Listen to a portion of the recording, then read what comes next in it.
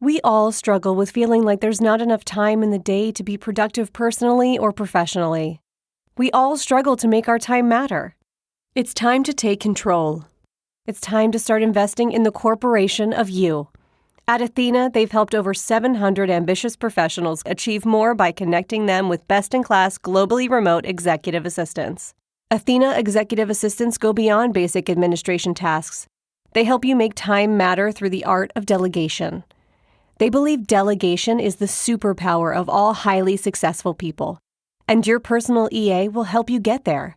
Your EA is a one-on-one long-term partner to help you achieve your personal and professional goals. Take back your time. Join the waitlist at athenago.com. That's athenago.com.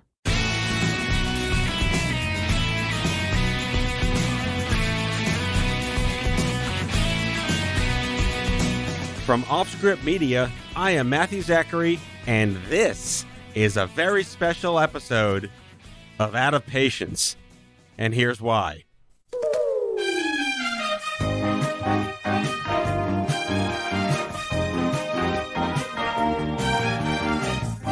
Sorry, just couldn't help myself. Yes, it's true. I got the chance to sit down. Well, not really sit down, but you know what I mean. And talk to one of my idols in the music industry, the one and only John Tesh. This is one of the most exciting and interesting interviews I've ever done. Among many other things, we talk about his new book, Relentless, Unleashing a Life of Purpose, Grit, and Faith. So please enjoy my conversation with the one and only John Tesh. John Tesh, welcome to Out of Patience. I'll just start by letting you know all the things we have in common that we didn't quite know we had in common. We're both pianists, composers, cancer survivors, radio show hosts. We have a connection to the late Jerry Goldsmith. We both lost and regained functions of our body to get our career back on track. You've performed at Red Rocks, and I visited Red Rocks. So I'll leave it at that. Have you dated my wife? Say hi to Connie for me. I'm sure she knows exactly who I am. That's awesome. I was just so thrilled you were interested in being interviewed on our show, and your new book, Relentless, Unleashing a Life of Purpose, Grit, and Faith. But we can't not start anything without discussing your music. Well, first of all, I've always wanted to be you. Studying under Jerry Goldsmith he's one of my all-time favorite composers, and I wanted my whole life to be. I used to actually shoot movies in my backyard with my cat Tippy. This is actually in the book where I was concerned about the ASPCA's reaction to this. I built a harness for the cat and used some fishing line and flew the cat, quote unquote, across my mom's clothesline, and I did all of the sound effects with my mouth of Tippy going to Mars was the name of the horror film. It sounded like this. I was the original theremin, if you will. By the time I got to Entertainment Tonight, I had really a lot of people think that's where my career started, and I don't blame them because when 23 million people a night see you anchoring the celebrity headlines, that's who you are. But for 15 years before that, I was working in local news. I was working in local news and also working at sports. And when I was at CBS Sports was when music combined with media. But when I was a kid, it really wasn't. Music for me was just a way to get noticed. I think it is for a lot of boys too. But when I was in junior high school, I was 6'6" in junior high. I'm 6'6" now. I weigh 225 pounds right now, but in junior high, I weighed 152.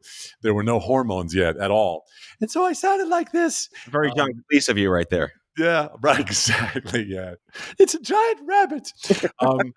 Anyway, my mom had strapped me to a piano basically because that's just what she was a taskmaster. And so I learned classical piano as a kid, and a lot of Stravinsky, mostly Rachmaninoff pieces, and then I realized when the Dave Clark 5 came along that you could actually play a keyboard in a band. and I bought myself with lawn mowing money a Magnus chord organ, and so I was in a rock band. Yes. Wait, so you did it for the girls, right? Yeah, and we were in a rival band. My band was called. We had two bands: the Days of Night, and also the Best of Both Worlds. I was also I had a great teacher when we were 7, all of us in Stewart Avenue Elementary School. He just handed out instruments, and you had to play an instrument, otherwise, you had to be in the choir, and I didn't want to be in the choir. So it was always, I was surrounded by so much music that I was convinced that I was going to go on, and go to music school. And I had been named twice to the New York State Symphonic Orchestra as a baritone horn player. But my parents, especially my dad, decided that wasn't going to be my future. I have fond memories of Sam Goody in the Staten Island Mall. Oh. And it was basically a fee for service. If I knew that the girl I liked wanted me to learn Lionel Richie or Billy Joel or whatever, I'd go to Sam Goody and buy the song they wanted to hear. It's exactly the same story. Yeah, it's. There were two currencies at Garden City High School on Long Island back in the day, and one was playing in a rock band, and the other was a letter jacket. And the funny thing is that I had a letter jacket in 3 sports, 3 varsity sports, even though I was a skinny mini, and I was in 2 rock bands that played at all the school dances and played in auditoriums and stuff. I couldn't get any girls because I was just so hideously skinny. So none of that, the skinniness, it canceled all that stuff out. Do you feel like your own inadequacies were what drove you to want to prove yourself to get the girls? Oh yeah. I mean, it was, the inadequacies and plutonium was added. My dad would not do well parenting a millennium. And so, it wasn't music really. I mean, he paid for the piano lessons, and he would wake me up at that's like a 7, 8-year-old. I can still remember it. He'd wake me up at 11:30 at night. They'd be partying. My parents were big entertainers, and he'd drag me down, and I'd have to play, at least as much as I could remember of Rachmaninoff's Prelude in C sharp minor. And so you have to shooting at the feet in the westerns. Play. Exactly. Is exactly what that was. And they tried to get me, my mom tried to get me to learn the accordion. And I remember saying to her, I said, I'm not playing anything you have to strap to you. Insert any Benny Hill theme you want after that. Exactly. Right. Perfect. Exactly. I came home one day in 6th grade. My mom played when she was a kid, and my grandma threw her piano out when she got married, because that's what apparently old Jewish. How do you throw a piano out? We came back from the honeymoon, and 2 things were missing: my dad's baseball cards and my mom's piano were just gone. Gosh. They moved into this apartment after their honeymoon. So my mom never really got to play. She was a kindergarten teacher in the 80s, and there was a piano in the classroom. So she just kind of started picking it up. And then one day my dad's like, I'm going to buy you a little spinet as a gift for the house. And I showed up one day at home after 6th grade, and there's a piano in the house. Wow. And I was like, all right, where do you put your fingers? And my mom just showed me some Annie Get Your Gun song or whatever. And I just took to it. She's like, you're getting lessons. I don't care. You're starting here. One of the girls that I knew I'd want to play piano for to impress was already getting lessons from this really strict Juilliard graduate. I had this 180 culture flip into you're only learning classical music. And unlike you, I have sausage fingers, and I can't play Rachmaninoff, and I couldn't stretch the 11 keys for Rhapsody in Blue. But I did my best with the sonatas and sonatinas. Then I found Sam Goody and the girls, and I never told my piano teacher, Bertha Mandel, that I was cheating on her with pop music. That's an amazing story. So did you want a Moog? I want to ask you, did you want a Moog? Yeah, I did. I was a huge, this didn't happen until I got into college, but I was, in fact, the odd thing is that I'm actually friends with this guy. I don't even know how that happened, but I was a big Rick Wakeman fan. But Rick Wakeman is the keyboard player for Yes. He was my favorite multi-keyboardist. And so I had to try and get every keyboard that he had. And so when I was in New York, I had a mini Moog and what was known as a multi-Moog. I guess the real measure of a man is how many keyboards did you stack vertically to be a successful musician? Yeah, I mean it was it's like a letter jacket. How many of the things did you have stitched on? You could do that with keyboards. I remember watching Yanni at the Acropolis, and he was surrounded by I don't know how you remember what is what. And then when I got to Binghamton, I went to school there to study music and theater, and they had a MIDI room that looked like, you could sit in the middle like a drum set and just play like 40 keyboards at the same time. And it's like the ultimate like multimedia, multi-sensory experience. Yeah, I mean, I know Yanni for years. In fact, we actually toured together for 6 or 7 shows, and I know a lot about Yanni. What people don't realize about, just to digress for a second, people don't realize about Yanni is that his image with the flowing black hair and the mustache and his finger up in the air, and sort of directing everybody, and with that smile. What people don't realize, because that's such a big image, is that he's a tremendous keyboard player. And writer. I mean, if you really want the original Yanni, it was written in his basement in Minneapolis. It's called Keys to Imagination, and he really out Vangelis' Vangelis. I mean, Song for Antarctica is one of my staples that I just researched endlessly when I was writing my works in college. I had this vision to be on like the Narada Equinox label. And that was just like one of these aspirations I wanted to have. I never really wrote original piano music until I got sick.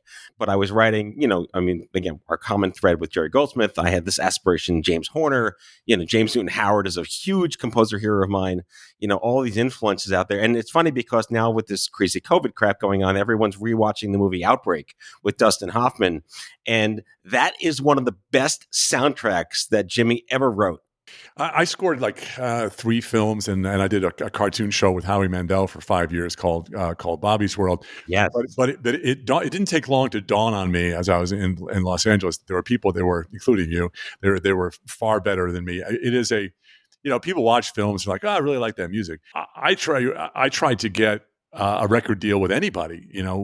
Back in the days of Entertainment Tonight, I started in 1986, and prior to that, I had written literally hundreds of hours of music for sporting events and themes, including the NBA basketball theme. And so I just thought, well, listen, here I am at Entertainment. The reason I took the Entertainment Tonight job was because it was only 4 hours a day in Los Angeles, and I was coming from New York, and I also realized that this is where they made movies, and this is where they made television shows. Maybe I could do something musically. And so I had all this music from the Tour de France and from all of these other big sporting events that I had written, and I basically applied to be signed to any record label, including A&M and Columbia and Arista, and actually had a conversation with Quincy Jones about this, a couple of years ago. It was very funny, and I got turned down by everybody, and realized that my only way in was to do what I watched Yanni do at Red Rocks, and I went to my wife and said, the only way for me to be taken seriously as a musician is for me to do something huge. She agreed, and we went to PBS, and PBS said, no, thank you.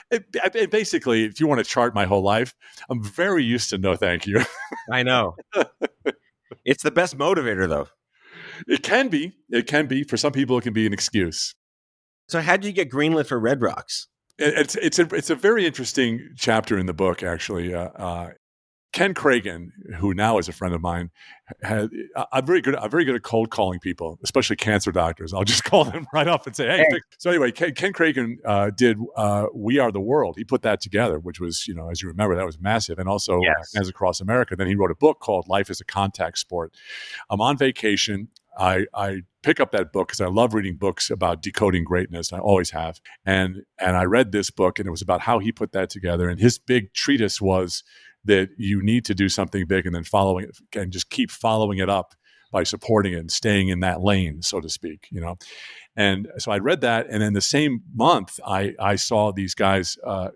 PBS had just started doing things like, I really think the big start for them with music was the Three Tenors, and then they followed up with Yanni, and I knew the data on these guys. I knew what kind of because I was still trying to sell records at QVC. That was a phenomenon. It was. Talk about an overnight success, right? These guys worked their whole lives to do what they do, and same with Yanni. But all of a sudden, Yanni went from selling 100 records a week to gold records all over the place. And so I realized that my path was not going to be a record company. I needed to start my own record company.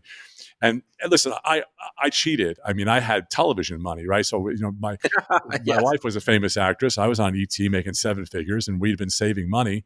So when I went to PBS and pitched it, they said, no, you don't have a history. And they said, if you make the special, then we'll take a look at it. Oh, God. But, yeah, right. And they still do it that to this day because they can, right? Because when they air a special, it's not like NBC where it airs once, right, as a special. PBS is an infomercial, so they, not only do they play the whole special over and over and over again for 3 years. That was Red Rocks. But they also, in between it, they're doing these pledge drives, as you know, and they're holding up the album and they're talking about your tour and all the rest of that. So to me, that was my future. And so, long story short, it's too late for that right now.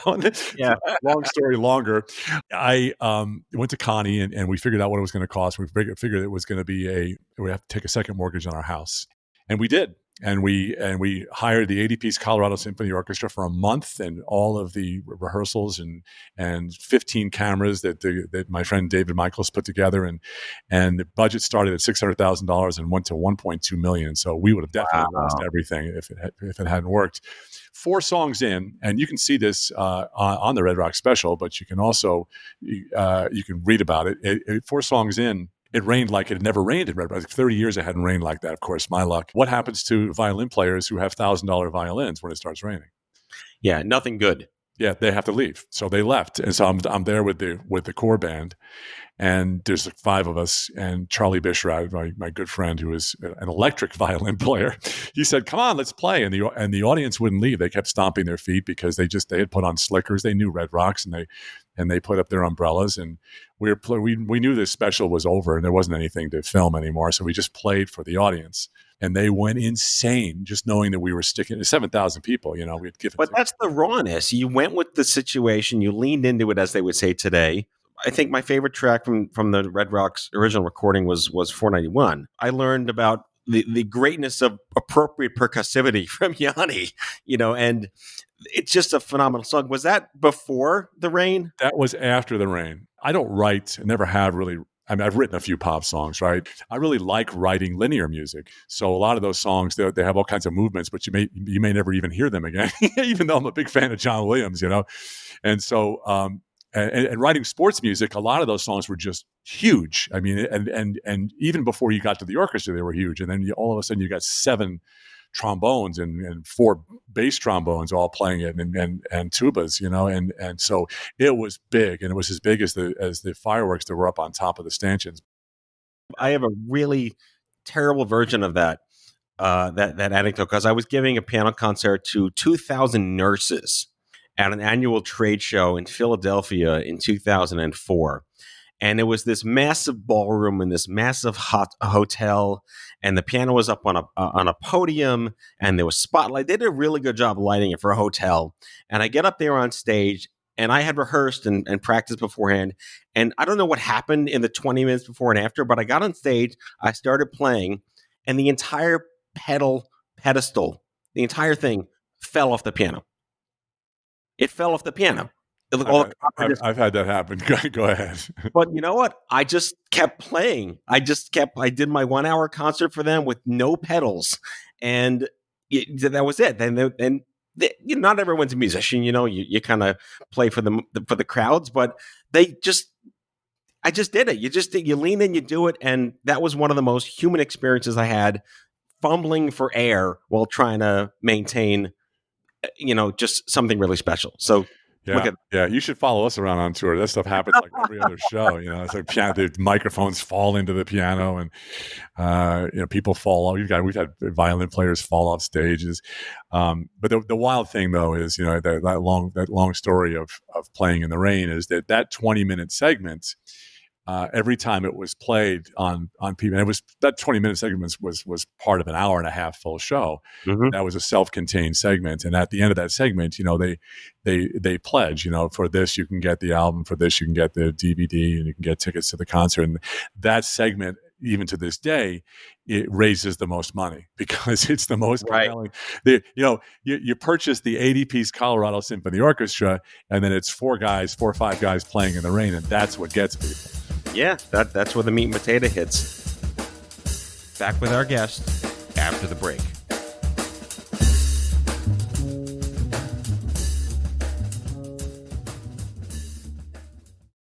Has your chronic illness made it difficult to continue working in the traditional way? Want to learn how to find and create flexible remote work that both accommodates your chronic illness and generates an income? Join the Patients Getting Paid membership, a community of chronicpreneurs where people just like you find workshops and trainings, weekly updated condition-specific gigs, twice monthly coaching calls, co-workings, accountability, and the kindest community to support you on your path to make money while working from anywhere and taking good care of yourself. Learn more or join us at patientsgettingpaid.com.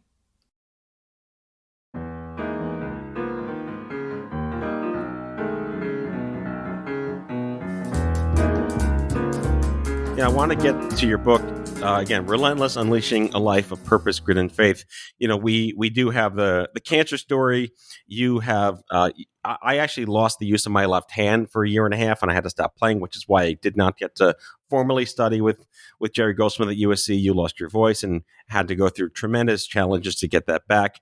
The book called Relentless, one of my favorite words in the world is perseverance, and not because it has lots of syllables, but a lot of people have to self-define that, whether it is hearing no a million times and just keeping on figuring out that you want to get this done.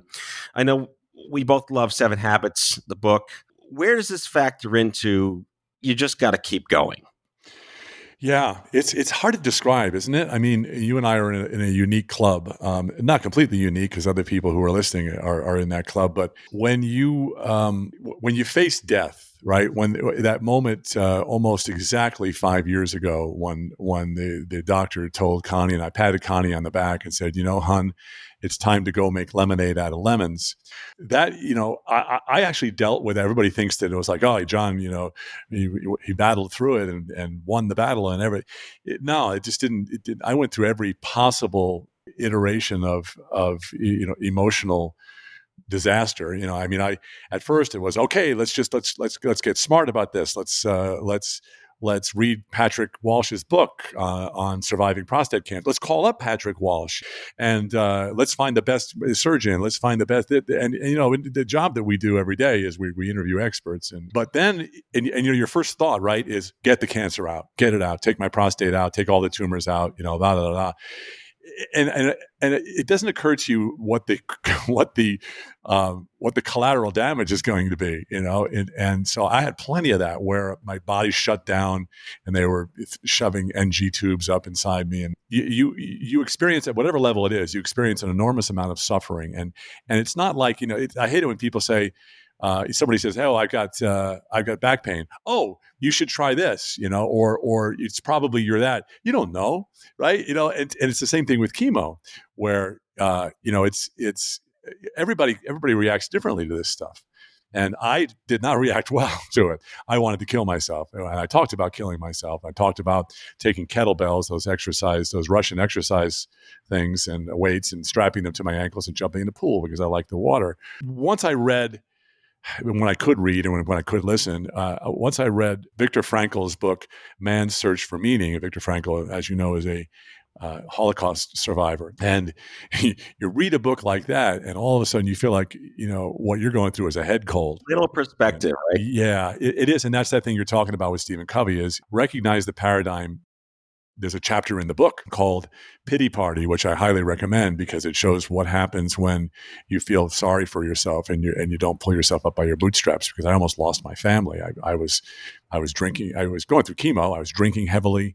I was taking Vicodin. I was a mess. It can destroy you in a way that you don't have as a native behavior. I had the incredible blessing and fortune to meet in person Bernie Siegel. If you remember Bernie Siegel.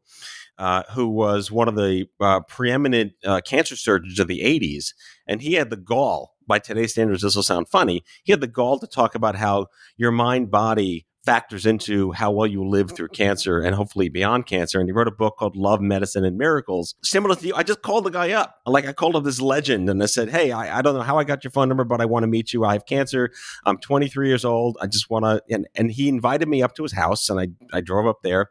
We went through the book and he taught me this idea, because back in those days, back in the 80s and the 90s, they didn't tell you anything more than just the biology. But this idea of your mental health, how do you connect with communities, with people, with peers to balance out the horrors of this uprooting everything in your life. And I've never really mentioned this on the air or in any media that I've done, but there was a moment in time in like March of 96 where I was just so sick and throwing up 20 times a day, racked in pain. I lost 110 pounds of body weight in 3 months.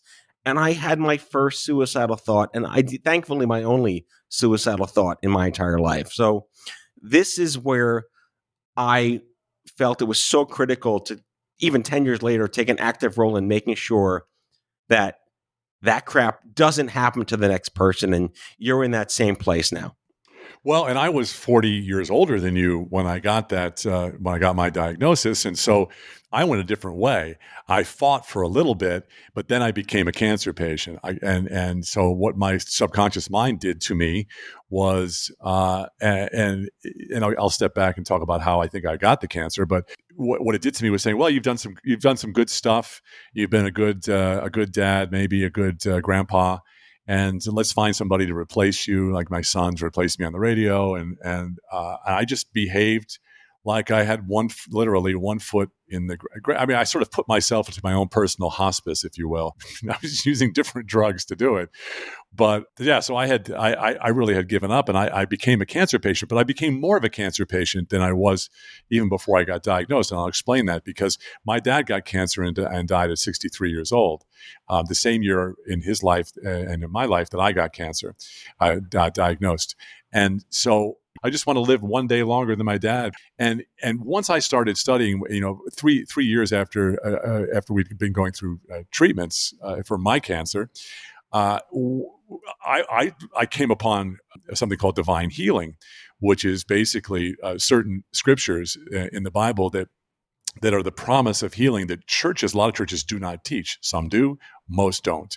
And the scripture that I landed on, my wife and I both at the same time, was one called Mark 11:23, which says, "Whoever says to this mountain, be removed and be cast into the sea, and does not doubt in his heart, but believes that what he says will be done, will have what he says. Therefore, whatever you ask when you pray, believe that you receive it, and you will have it." Now, that's Jesus not talking to just the apostles, the disciples, but talking to everybody beyond the 2,000 years ago that needed to hear it. And then there was also Proverbs 18:21, which is death and life are in the power of the tongue. And when I came upon, and listen, I had read all of this stuff when I was a kid. I grew up in the church, but until you understand what the authority is, what your authority is over sickness, and that when Christ went to the cross, he not only took our sins, because that's what people mostly preach, but also it's in there in the Bible, took our griefs, our sorrows, and our sicknesses, that God's nature is to want us well, not to put sickness on us. And I always thought that I had gotten the cancer because God wanted me to have a ministry, and it's not in the Bible anywhere. I have a phenomenally dogmatic approach to how do you make sense of crap you can't possibly, understand. And, Bernie really gave me that perspective with this, love and medicine are kind of tangible in a sense. And, what is a miracle? I live and breathe by Mel Brooks, one of my all-time favorite. And he used to do this skit in the 60s, maybe you remember it, with Carl Reiner called The 2,000-Year-Old Man. Oh, of course. Yeah. And one of the bits where Carl asks him, he says, where does God come from? And in traditional Mel Brooks fashion, he says, oh, we used to worship Phil. And Carl's like, who the hell is Phil? And he's like, oh, Phil was nice, but then Phil got struck by lightning, and we looked up and said, oh, there's something bigger than Phil. And that's what a great way to just kind of summarize in Mel Brooks fashion what miracles really can be. Yeah. Yeah. Well, I mean, my story is, and there's more detail in the book than I can do right now, but the supernatural thing that happened to my body when my mind, when my heart, when my spirit was finally done with treatment. They wanted to radiate my pelvis with 67 treatments over 3 months, basically carpet bomb my pelvis because they found 2 lymph nodes that had lit up after my prostate was removed. Is that the ADT story? Yeah. Oh, yeah. Yeah. So androgen deprivation therapy also is when they take testosterone out of your body, which is equally as for some people, and it was for me, as nasty as the chemo, and they're doing it at the same time. But when they wanted to do the radiation, he went through the list of all of the contraindications, the functions that I might be losing in my pelvic area. They got to a couple of the functions that I was really fond of. and to be, not to be flip, but to be honest, faith was born. I share, if you've seen the scene with Leonidas, the Spartan king in 300, looking back at his queen and making the decision to kick the messenger down into the well instead of accepting subservience to Xerxes. That's exactly the look that Connie and I had. And at that moment, I was not only healed of cancer, I was healed of arthritis. And so we have been since then, and this was 2 years ago, we don't have a church in our area that we like. So instead, we go to a subacute facility every Sunday. There's like 10 of us, and we lay hands on the sick and pray for the sick with the same procedure that got me healed of cancer. Yeah, I mean, I have experienced meeting hundreds of thousands of people from the cancer space in the last 15 years, and it continually inspires me to see how everyone has their own way of defining how this happened to them, how they reconcile this with the universe. And, it doesn't judge, it doesn't care, it's there. And I was diagnosed 25 years ago. I think I mentioned that. And just to see, though, how far we've come, where 25 years ago, prostate cancer could have been a death sentence. And here you are, even 5 years ago. And congrats on 5 years. That's like a nice little cancerversary milestone, by the way, is how the humanity of dealing with all the crap can really, the community is there. And it wasn't there for me. It wasn't there for millions of people, but it is there today. And the fact that you have been very open about this, wrote this book about this, it's going to help other people in a way that I probably could not have been helped 25 years ago. Oh, yeah. Yeah. Yeah. I mean, 5 years before I had I think it's important to note that when I had my first surgery at Johns Hopkins from Dr. Ted Schaefer, amazing surgeon, but he was known for treating aggressive cancer aggressively, and he even used those words. So did Patrick Walsh, who trained him. And Patrick Walsh was one of the first guys to use the Da Vinci robotic laparoscopic prostatectomy, and robots basically. And then Dr. Brian Chapin, another surgeon who did my second surgery, and then Christopher Logothetis, my oncologist. If I hadn't had faith for those guys and for all those hospitals, I'd be dead right now. And so it's really important to figure out what you have faith for.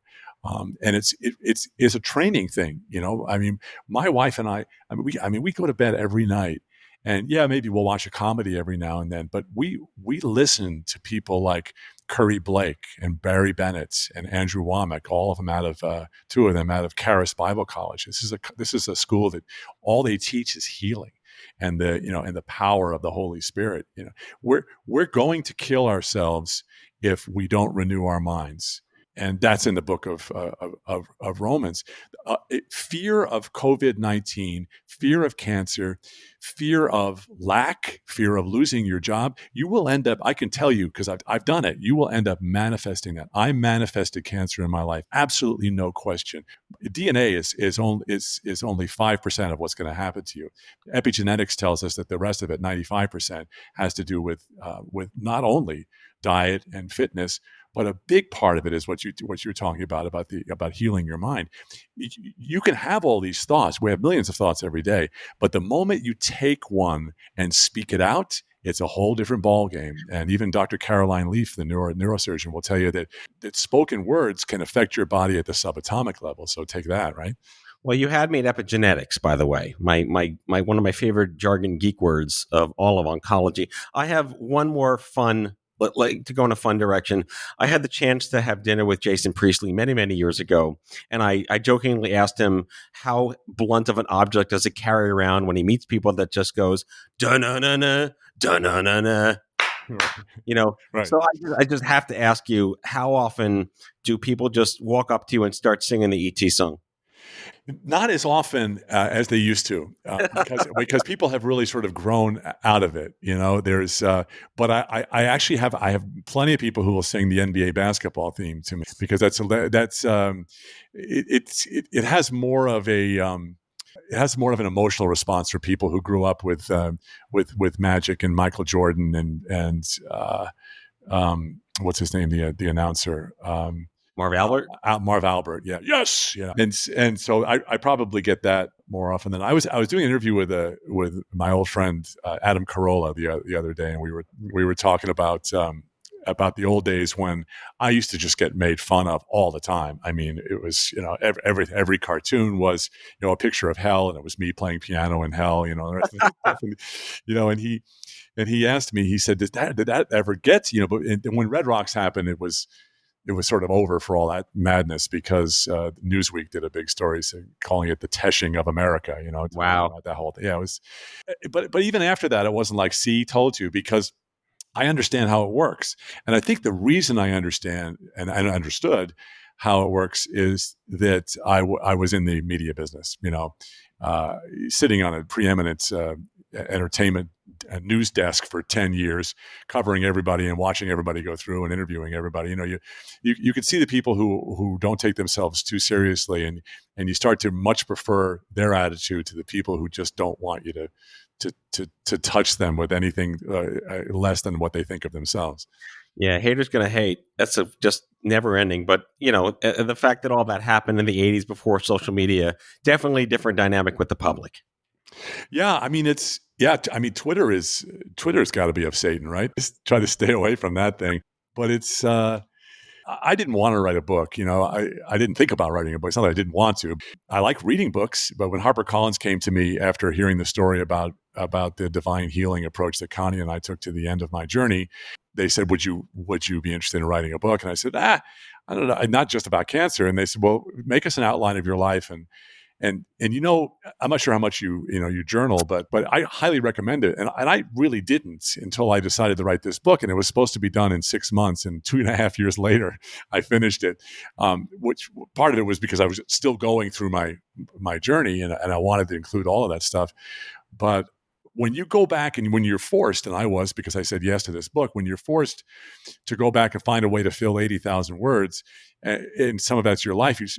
I went back and I looked at when I was 19 and a half years old, I'm in a tent because I got thrown out of school for forging a professor's name to a drop ad card. And then my father, who was shamed by that, by my decision, he threw me out of the house and I ended up in a park breaking concrete with a shovel in a construction crew. And then 3 years later, I'm anchoring the news in New York City at WCBS TV at 23 years old as the youngest correspondent in the history of CBS. And to my left is John Stossel, to my right is Meredith Vieira, in front of me is Bill O'Reilly and Brian Williams.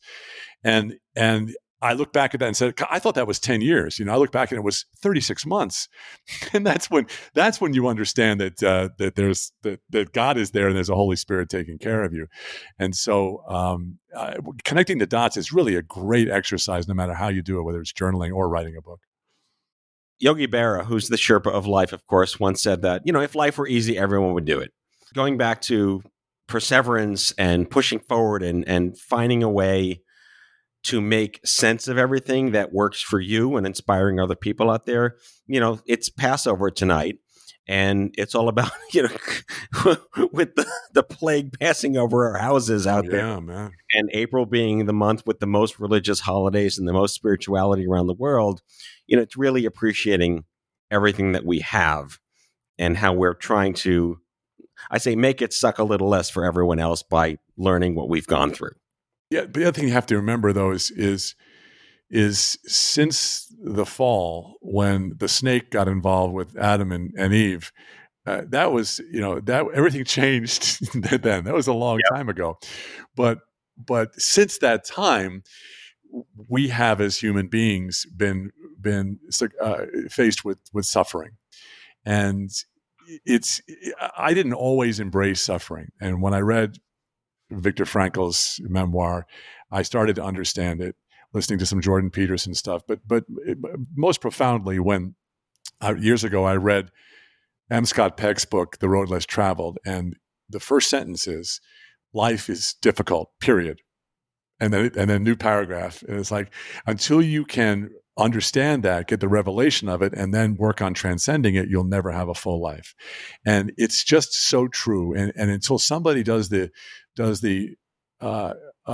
tablecloth trick where they pull your life out and there's some stuff standing and some's not, and I'm talking about your cancer diagnosis. You don't really understand what suffering is, and I think if people could really, if there's some way you could get to where you and I are without having to go through what you went through, if you can get to that revelation, you save yourself so much pain. And then the other thing to realize, and you know this, and I'll leave you with this, is one of my all-time favorite quotes from, and it came upon me after I wrote the book, so it's not in the book, but it's such a great quote. It's from Thomas Edison. It is this: most people miss an opportunity because it's dressed in overalls and it looks like work. Anything you want to do, and that means whether you want your own Red Rock special, or you want to get out of a tent and get busy, or you want to meet the woman of your dreams, or you want to beat cancer, it's a lot of work. It's dressed in overalls and it's a lot of work, and sometimes it takes training. John Tesh, thank you so much for an incredible interview. Your new book, Relentless, Unleashing a Life of Purpose, Grit, and Faith. The man, the myth, the legend, John Tesh. Thank you. My pleasure. That's all for today, folks. If you like the show, be sure to subscribe, leave a review, follow us on social, and tell all your friends to listen.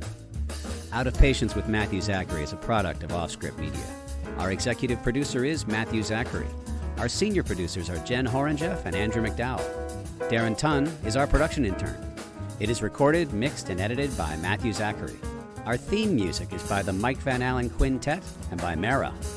For advertising and media inquiries, email media@offscript.com. Hit us up at contact@offscript.com to share comments, feedback, and make guest recommendations. For more information, visit offscript.com.